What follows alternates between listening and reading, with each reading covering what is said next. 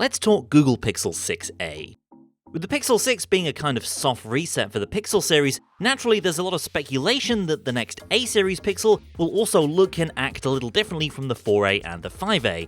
And turns out that's pretty much what we're gonna get, basically a smaller, cut-down Pixel 6.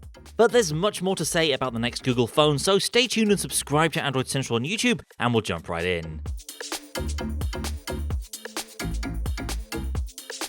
So first up, let's address the biggest deal in terms of hardware, which isn't how it looks but what's powering it. The Pixel 6a will use the same powerful Google Tensor processor as the 6 and 6 Pro, as first reported by 9to5 Google. We've confirmed this information with our own sources, so this is more than just a rumor, it's happening. Now, Tensor might seem like overkill for a phone like the 6a, which will probably retail for around the $450 mark, but actually makes a lot of sense if you think about it. It lets Google offer the same snazzy machine learning powered features on the cheaper Pixel, bringing some heat to the mid-range competition. It's also a big deal because it'll let Google offer software update support for just as long as the Pixel 6 and 6 Pro, which will get security patches until at least late 2026.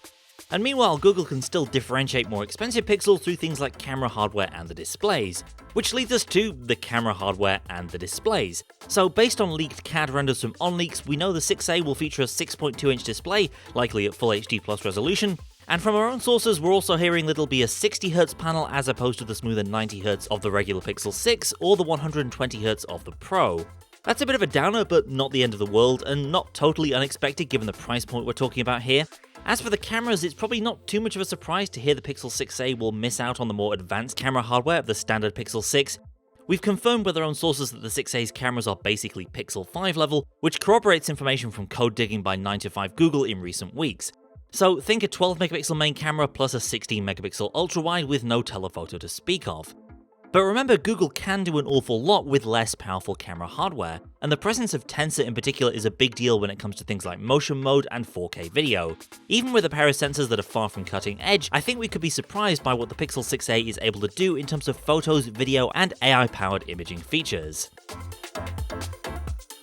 So the design, and yeah, this pretty much looks like just a smaller Pixel 6. With these images from OnLeaks being CAD renders, the kind of tiny details and color differences that might differentiate the 6a from the 6 aren't really visible. But as you can see, design-wise there's not really much in it. The most noteworthy thing here is Google is finally getting rid of the 3.5mm headphone jack, which has been with the Pixel A series since the very beginning. Otherwise, you've got a flat display with a hole-punch selfie camera with bezels in roughly the same proportions as the Pixel 6, in-screen fingerprint, and a similar camera bar around the back to house the dual rear shooters. For what it's worth, we're also hearing that, unlike the almost painfully dull-looking Pixel 4a and 5a, the 6a will be available in a much more vibrant range of colours. Given the past two models have only been available in black, that's not really saying much, but still, colour is a huge part of Android 12 and Material U, so it's great to see that potentially carrying over to the design of the cheaper Pixel as well.